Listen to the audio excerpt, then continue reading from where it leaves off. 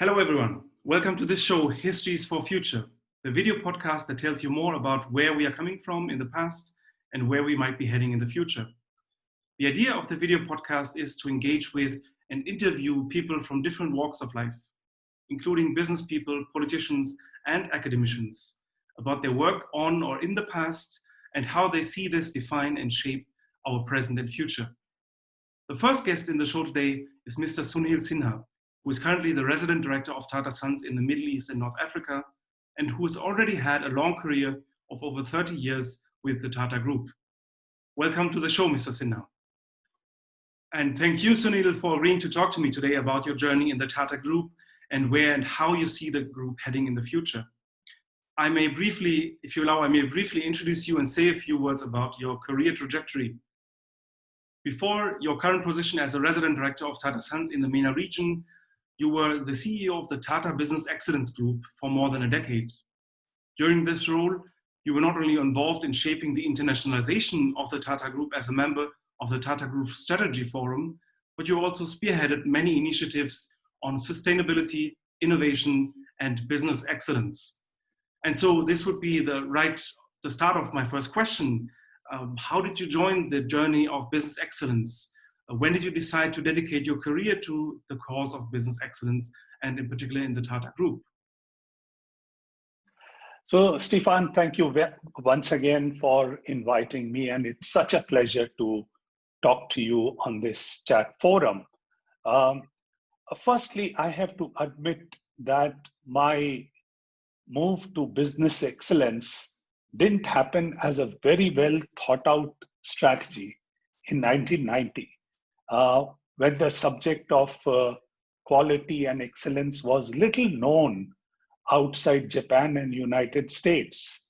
Such a move requires a turning point, which can really change your paradigm. And I think my turning point came when I was selected as one of the 5 members of the Rotary Group Study Exchange Program to visit Värmland in Sweden for a cultural exchange. This visit not only opened world of opportunities for me, but it also embedded a sense of quality, excellence, and cultural sensitivity in me. Therefore, on my return, when this role was offered to me, it was quite natural for me to accept it, because in addition to have a feeling of doing something new, I also sensed the excitement of exploring a field which was not only new to Tata at that time, but also new to India. But I should share a secret with you, Stefan. When I was graduating in mechanical engineering 38 years back, most of my classmates had a very clear idea about what they wanted to do. I had no idea about what I wanted to do, but I was very, very clear about what I didn't want to do. And that profession was teaching, because it required standing at the podium, it required public speaking, and so many other uncomfortable things associated with that. Lo and behold, by accepting quality and business excellence as a career, I think I had to do teaching and public speaking, as my day job. So on reflection, I realized that my biggest threat became my opportunity. That's how I came to business excellence. And then, things started happening one after another, opportunities came. I got interested in the subject, and here I am sitting in front of you. Wonderful to hear this.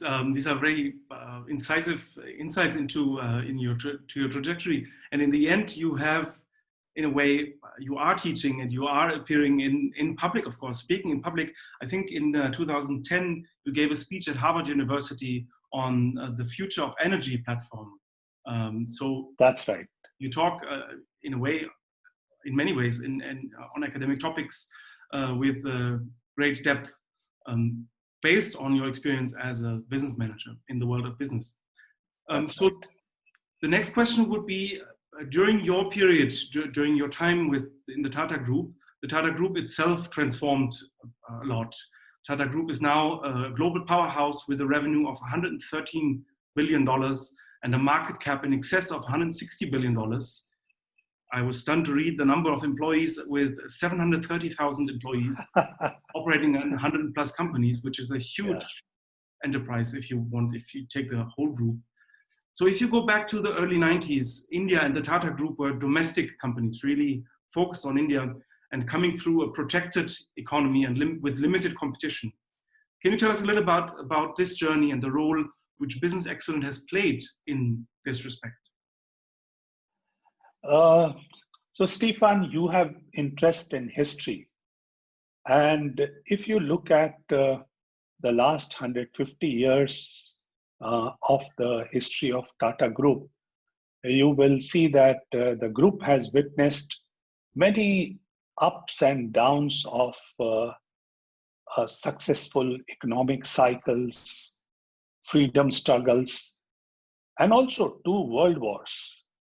But probably opening of the Indian economy in early 90s presented a sort of, I would say, existential challenge to the Tata Group. As you rightly said, after decades of economic protection, the group was faced with competition from developed market with better quality product, better quality services, more matured supply chain systems, causing huge disruptions across the industries. And we really needed a major transformation for survival. I think a successful transformation requires a burning platform and a leader who can steer the organization through the burning platform. Unfortunately, we had both in place: liberalization, the burning platform, and Mr. Ratan Tata, the transformational leader. I think immediately after the economy opened up, a series of transformational initiatives were taken by Mr. Tata to transform a rather fragmented group at that point of time. And business excellence was one of the key initiatives which the group took, and it has lasted for last 25 years. I have to give you a little insight about this. The group adopted what is known today as the Tata Business Excellence Model, TBEM, which is fashioned on the lines of Malcolm Baldrige National Quality Awards. And in early days, we learned unabashedly from Baldrige program, and they also shared unhesitatingly with us. And TBM, the whole program started gradually changing the DNA of Tata Group. It changed the definition of quality in Tata Group. You will be surprised, and probably it happened everywhere in the world. Earlier, this understanding of quality was associated with quality of product or quality of services, or probably simply meeting the requirements of internal or external customers. And we realize this is a single stakeholder view of quality, which is called small q. Today, in Tata Group, after working on excellence for such a long time, quality means managing expectations of multiple stakeholders by continuously improving management services, governance systems, leadership systems, supply chain systems, customer management, and human resource, etc., etc.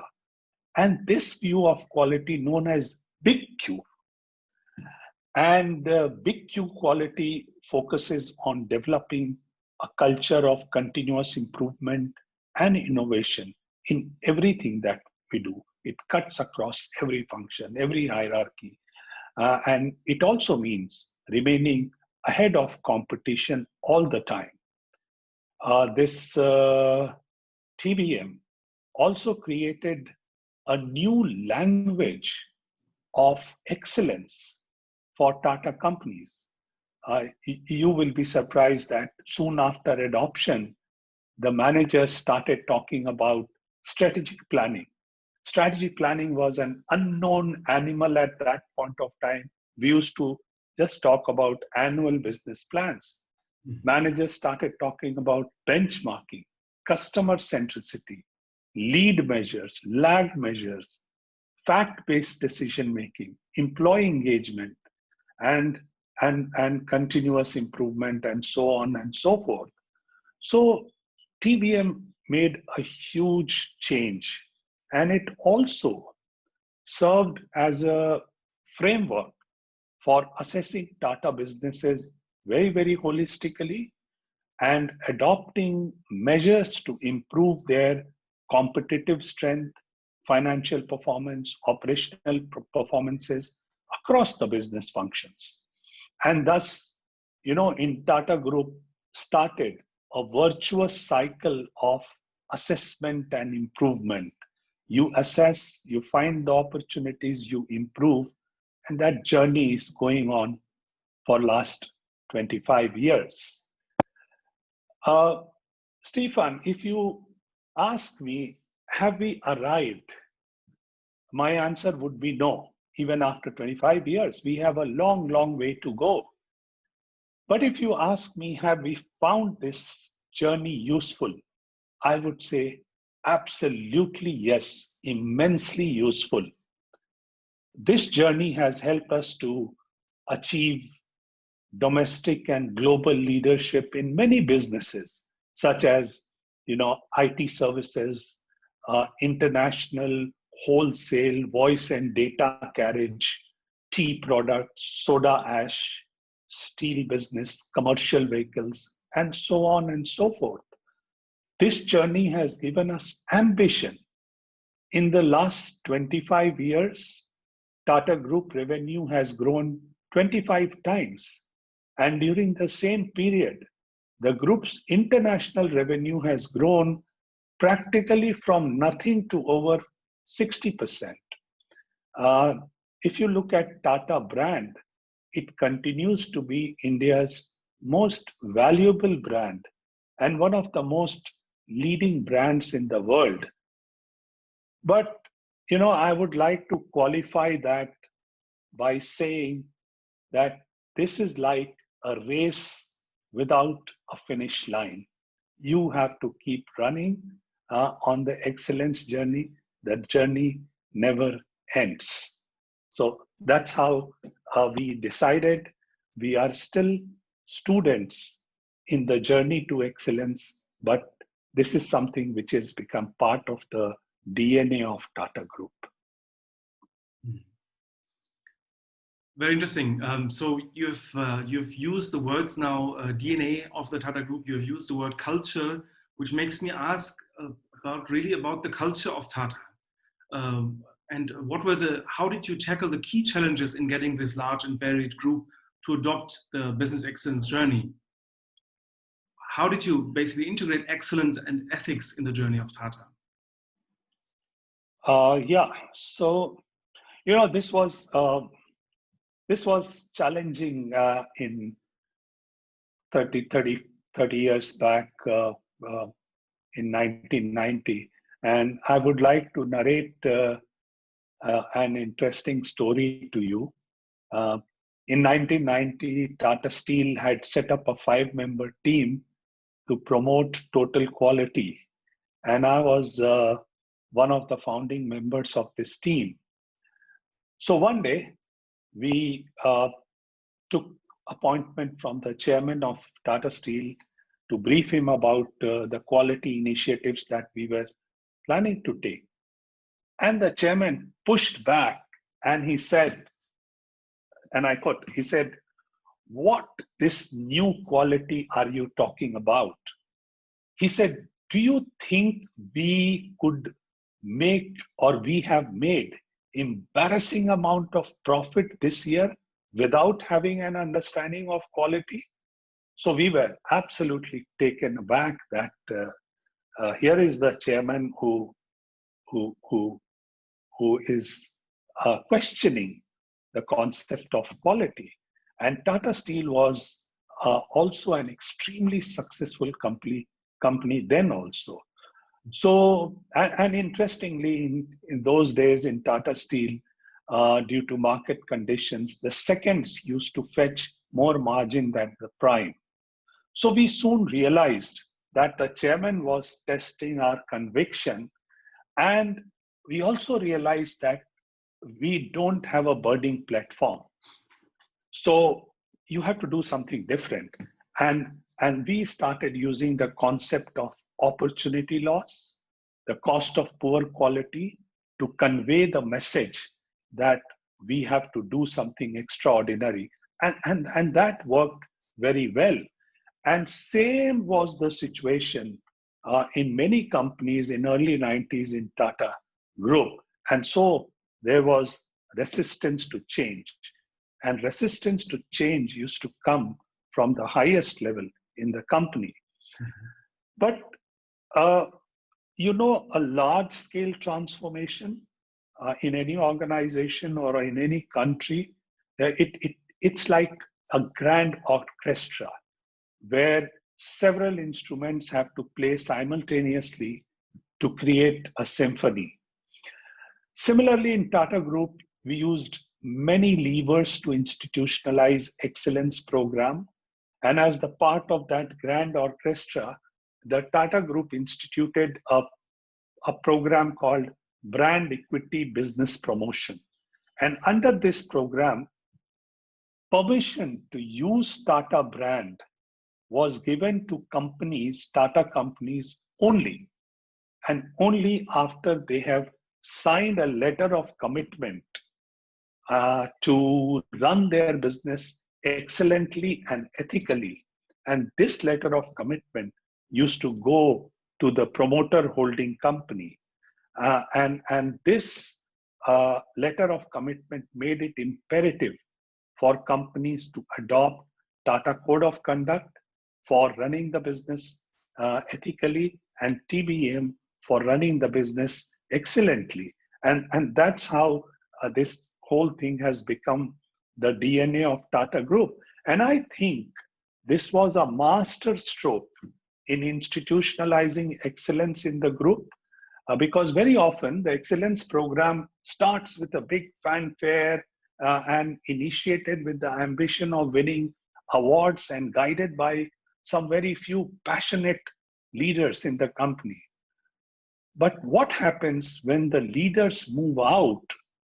Excellence bleeds out of the organization. And we have seen this phenomena happening many, many times in India, in Japan, in USA, in Europe. The stickiness of excellence with the company is very less. You will be shocked to know that only in 2% cases, excellence program stays for more than 5 years. So that's a challenge. And I think Tata's did something right to make sure that it is still continuing after 25 years. Mm-hmm. Very interesting. Very interesting journey that you're describing. I wonder how this looks in the context of the international acquisitions that Tata made over the past couple of years and decades. Tetley, Core Steel, Jaguar Land Rover are a few of the companies that Tata acquired with a great geographical diversity. How did you go about integrating these businesses with the Tata philosophy in mind?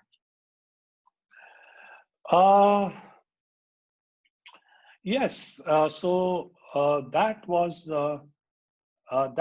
another degree of challenge, because running such a program in one country is easy, But if you have to take the same program to many, many countries, it is extremely difficult.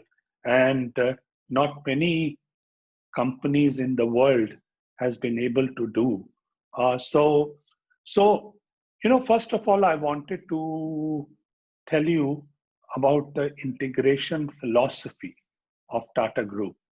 Mr. Ratan Tata had a very clear view that any acquired company, the new company, should continue to remain the pride of the country which they belong to.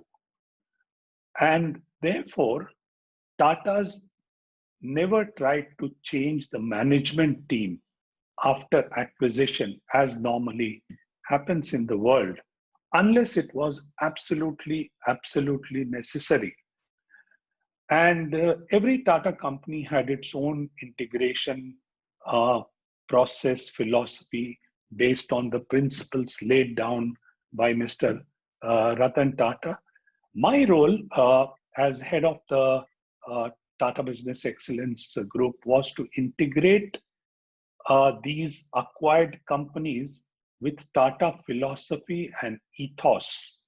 And I was tasked to integrate global acquisitions with Tata Group through TBM framework and Tata Code of Conduct. As I alluded to, the context, the culture, the challenges were very, very different in these companies. The context was different in South Korea, and it was very different in Europe, and it was very different in, say, Singapore, and it was very different in USA. So, and leadership behavior was different, culture was different. So it was quite challenging.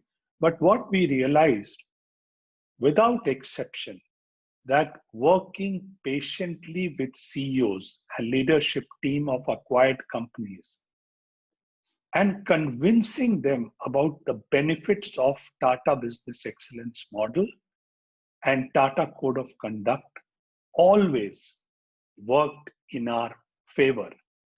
But we still had some challenges.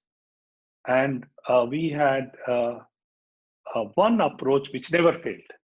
And that approach was we used to invite companies to go through a quick and dirty assessment.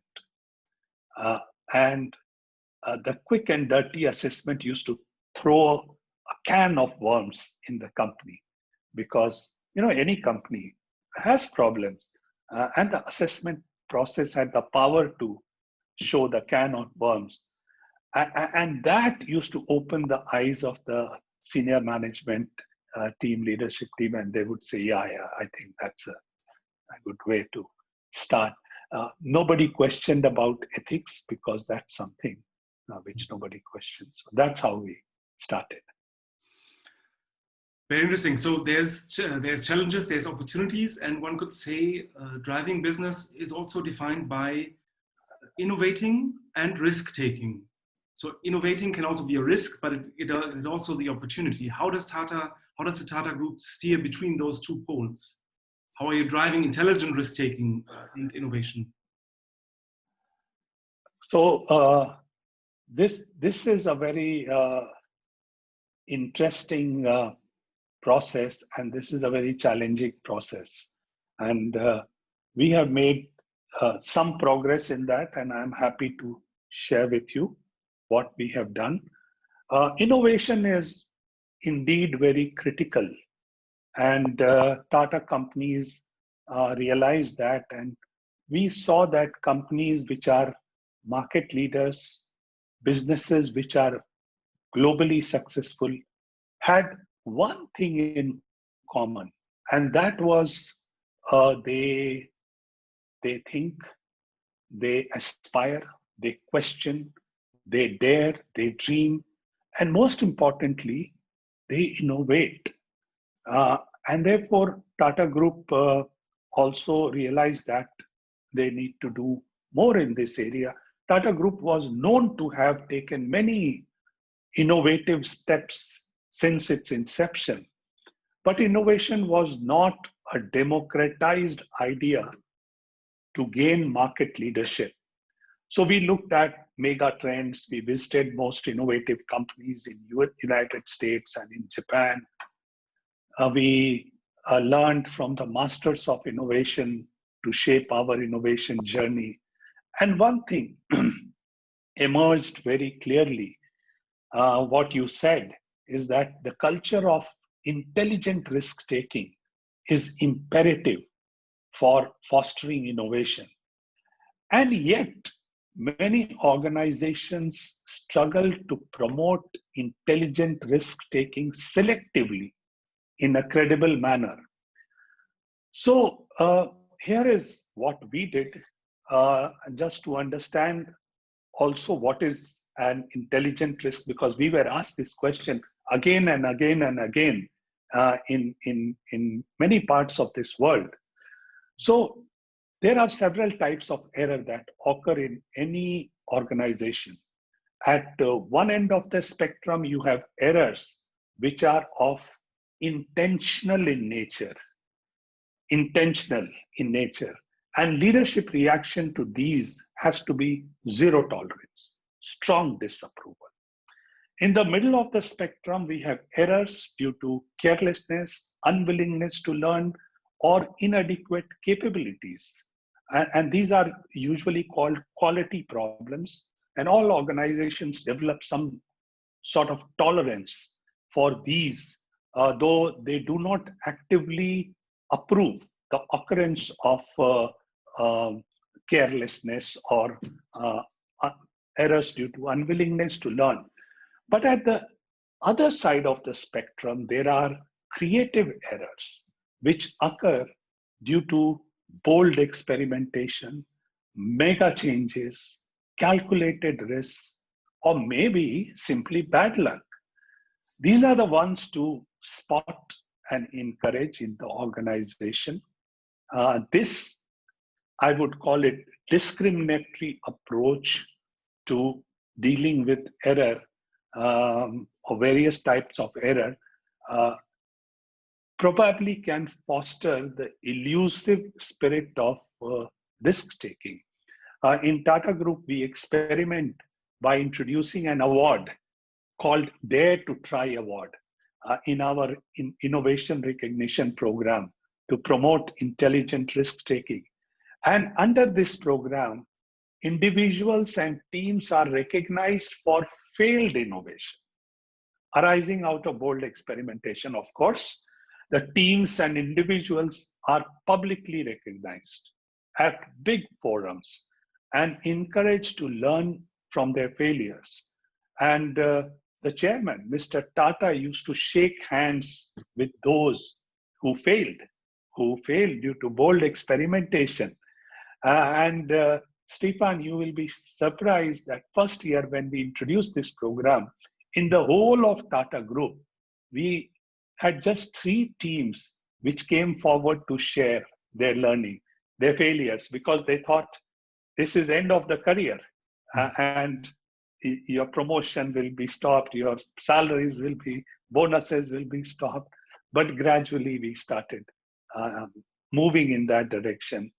And today I must say that it has helped us to shift from a blame-worthy culture to a learn-worthy culture. So I think this is a unique experimentation which Tata Group has done, and it has helped us in many, many ways. Great insight, really very useful, I think, for me to think also about the emergence of the Tata company. But in a way, we have now talked about ethics and excellence and innovation, which are in a way soft power issues in a company. They are not touching the heart of production, what a company normally does. So how does this translate? For example, did the Tata Group drive integrated manufacturing? Industry 4.0 is now a big buzzword in Europe and the US. How is this part of the Tata journey? So, as you have seen the Tata Group has continuously evolved in the last 150 years. And the Tata Group's industrial journey started with textile mills, steel plant, hydroelectric plant, Institute of Science, bank, insurance company, chemical factory, civil airlines, and commercial vehicles, etc., etc. So we were hardcore engineering company, and also I talked about hydroelectric plant. We were hardcore engineering company. We started with as hardcore engineering company. But if you look at Tata in 21st century, you will notice that today group has more elements of technology than pure engineering. The Tata Consultancy Services, we call it TCS today, is our largest company by market cap and profitability. And it is the second largest IT service provider in the world. TCS has taken lead in various Industry 4.0 technologies, including blockchain, Internet of Things, artificial intelligence, machine learning, cloud adoption, and other intelligent software solutions. So that's one of the big companies that's all the time thinking technology, thinking digital, and contributing in that area. Apart from TCS, we have other tech companies in this space, which includes Tata Communication, which is the largest subsea cable owner in the world, Tata Elxsi, one of the most innovative companies in Tata Group, Tata Technologies, and Metal Junction, which has brought many solutions in the areas of connectivity, design, industrial IoT, and e-procurement. So a lot of work in the area of Industry 4.0 has already taken place. And now we have launched an online shopping platform called Tata Click. We are working on developing several digital platforms for loyalty programs, for payments, etc., etc. And in addition to this, we also have a huge digital push from all Tata businesses. Every Tata business has a chief digital officer, and they are trying to make their manufacturing, delivery, or supply chain smarter. And these Tata companies today are coming forward to provide smart city solutions, smart mobility solutions, smart grid solutions. So there is a lot of work which has happened, which is going on. And I think going forward in Tata Group, you will see a huge initiative, a lot of work towards digitalization. Again, a very wide-ranging survey of the Tata company. I'm really quite impressed. Now, to conclude, maybe at the end of the interview of our meeting here, I would like to ask you about the MENA region where you are based. You're now based in Dubai, and the current scenario, the major thing that is currently ongoing is, of course, the COVID-19 crisis. And so I would like to ask you, in your region, in the Middle East, how is COVID-19 affecting the Middle East and its businesses? Yeah.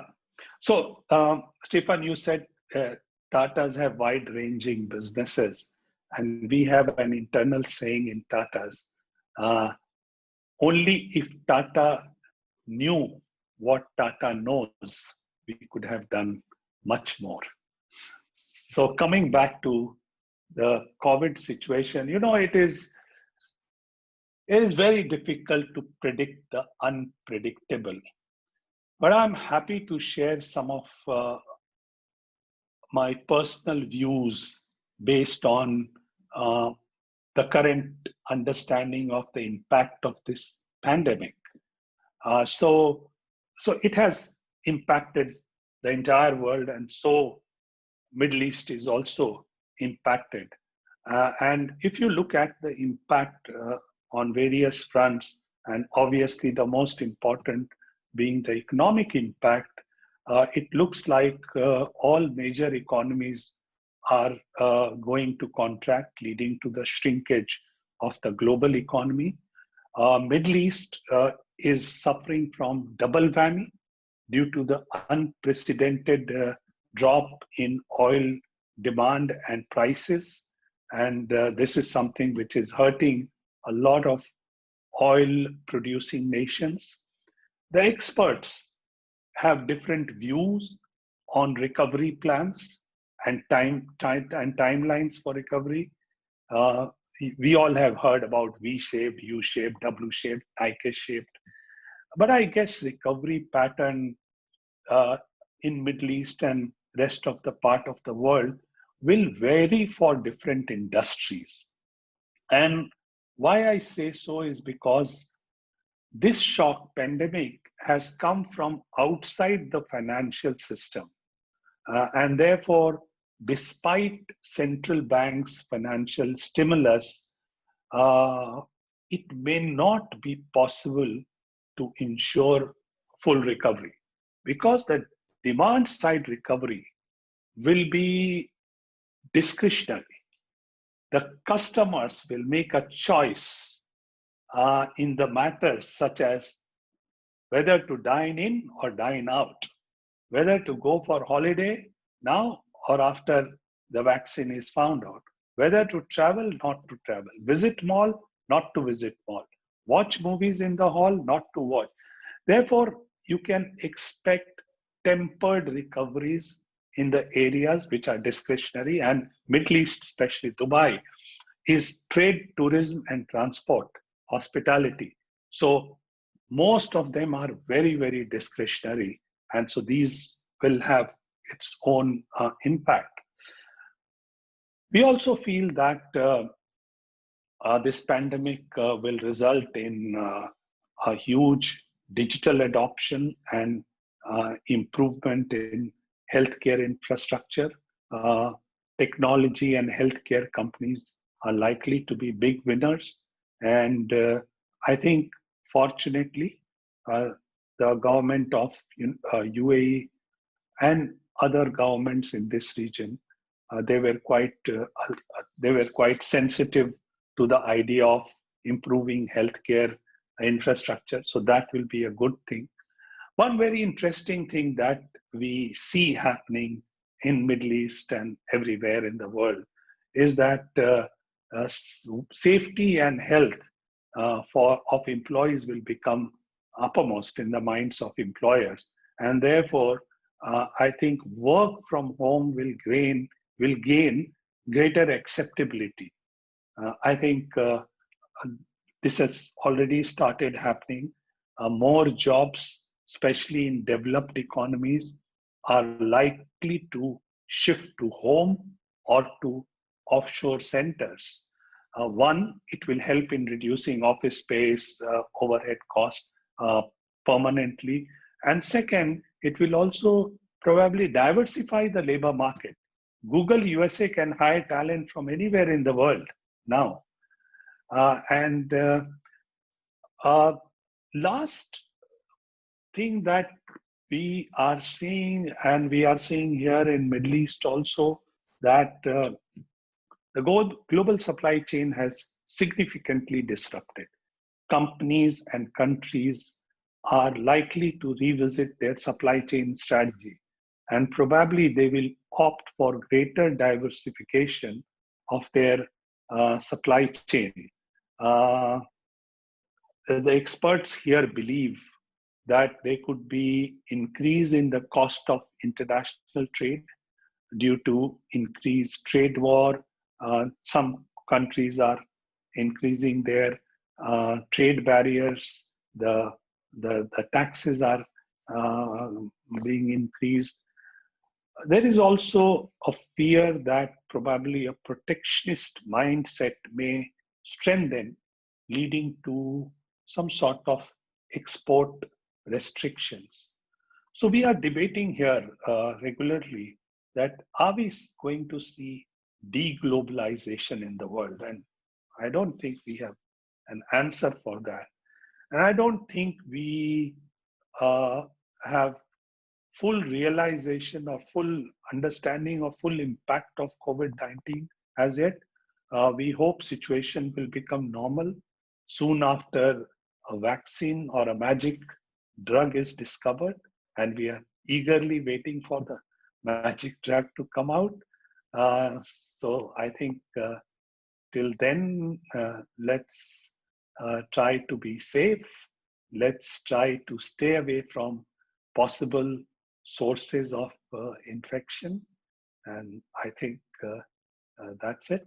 So uh, there will be a huge push for uh, cost cutting, and it's already started happening.